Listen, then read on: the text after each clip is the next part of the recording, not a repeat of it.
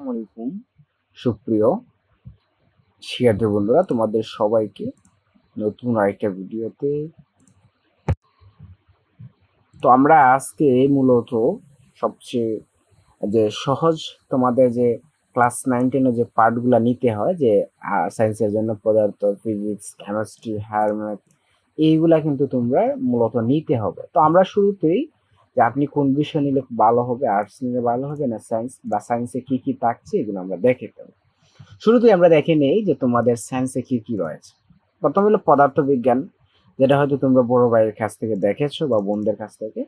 এর হলো তোমাদের পদার্থবিজ্ঞান নবম দশম শ্রেণীর জন্য। এরপরে আমরা যাচ্ছি রসায়ন।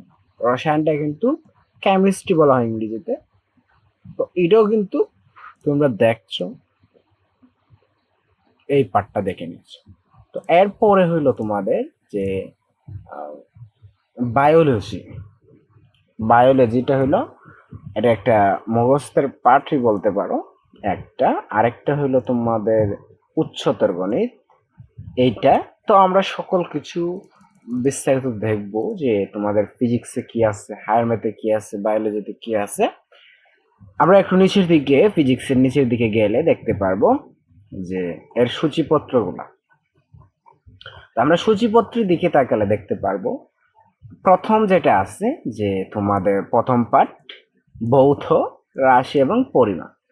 এটা কিন্তু তোমাদের খুব বেশি একটা কঠিন না। দ্বিতীয় হইলো গতি, তৃতীয় হইলো ভর, চতুর্থ কাজ ক্ষমতা শক্তি, পঞ্চম কাজের অবস্থা ও চাপ, মানে পদার্থ অবস্থার চাপ, ষষ্ঠ বস্তুর উপর তাপের প্রভাব, সপ্তম, অষ্টম, নবম, দশম, একাদশ, তোমাদের দ্বাদশ মনে এখান থেকে টোটালি 14টা পার্ট আছে, যেটা খুবই একটু নিচের দিকে গেলে যে 14টা। এখান থেকে সবচেয়ে আমি সহজ যেটা মনে করি তোমাদের 1 নম্বরে আমরা ধরতে পারি হইলো সবচেয়ে ডিফিকাল্ট সহজ, যেটা তরঙ্গ শব্দ, একবারে সহজ। আর বাকি যে পার্টগুলো আছে এগুলো মোটামুটি সহজ আছে, তবে পড়লে কিন্তু পারা যাবে। আচ্ছা, গতি, বল, কাজ ক্ষমতা শক্তি একবার পড়লে তোমরা হয়তো পারবে।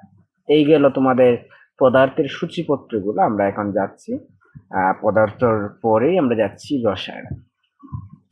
রসায়নের সূচিপত্রটা আমরা দেখে নিব। তো রসায়নের সূচিপত্র দেখার জন্য আমরা নিচের দিকে যাচ্ছি, কি কি আছে বা কি কি রয়েছে তোমার সেগুলো দেখবো।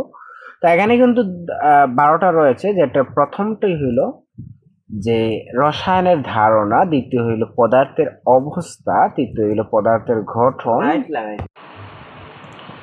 তো এখানকার হইলো তোমাদের চতুর্থ, তারপর পঞ্চম, ষষ্ঠ, সপ্তম, অষ্টম, নবম, দশম। তবে এখান থেকে সবচেয়ে সহজ যেটা আমি বলতে পারবো, এইগুলা কিন্তু তোমাদের সবচেয়ে সহজ, যেটা পরীক্ষার পাস মার্কের জন্য খুব ইম্পর্টেন্ট। বাকিগুলা সহজ, ঠিক আছে, তোমাদেরকে পড়তে হইবে, ঠিক আছে। তো এইগুলা তোমাদের খুব বেশি একটা কঠিন বা বেশি একটা ইয়া না, পড়লে কি হয়ে যাবে। আমরা জীববিজ্ঞানও চলে আসি, যেটা হলো ইম্পর্টেন্ট একটা সাবজেক্ট।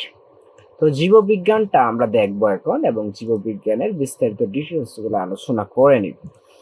তো জীববিজ্ঞানের নিচের দিকে সূচিপত্র কিন্তু এখানে শুরু থেকে থাকে না। তো তারপর আমরা জীববিজ্ঞানের যে বিষয়গুলো আছে দেখব। এখান থেকে হয়তো 10-15টা বা 8টা থাকতে পারে, এখান থেকে তোমরা পড়ে নিবে, এগুলো সহজ। তবে আমি যেটা বলি তোমাদের, এখান জীববিজ্ঞান থেকে প্রথম, দ্বিতীয়, তৃতীয়, চতুর্থ পাঠগুলা খুবই সহজ থাকে, এবং পরের শেষের পৃষ্ঠাগুলা সহজ থাকে, যেগুলো পড়লে ঠিকই পারা যাবে। এইগুলো জীববিজ্ঞান, এবং এর একটু চিত্র দেখে নাও তোমরা, প্রথম পাঠ ইত্যাদি ইত্যাদি এগুলো রয়েছে।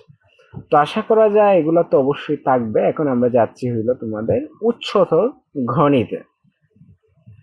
তো আমরা উচ্চতর গণিত কিন্তু দেখলাম যে উচ্চতরের কিন্তু সূচিপত্র আছে অলমোস্ট। তো উচ্চতরের কিন্তু এটা অপশনাল, যেটা তোমাদের পরীক্ষার অপশনাল থাকে।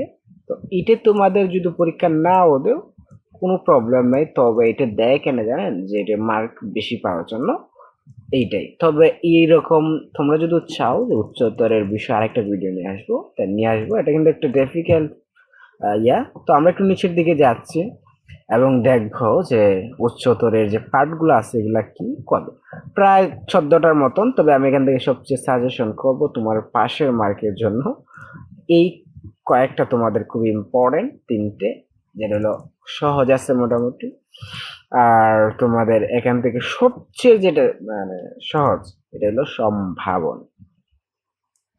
তো পাশের মার্ক কিন্তু তোমরা পড়লেও পারবে, এটা খুবই সহজ। না পড়লেও তোমরা মোটামুটি পারে যাইবে, তবে একটু পড়তে হবে। বিষয়টা কিন্তু তোমরা ক্লিয়ার ভাবে বুঝতে পারছো, আশা করা যায় এই বিষয় থেকে তোমরা কিছু শিখতে পারবে। সবাইকে ধন্যবাদ।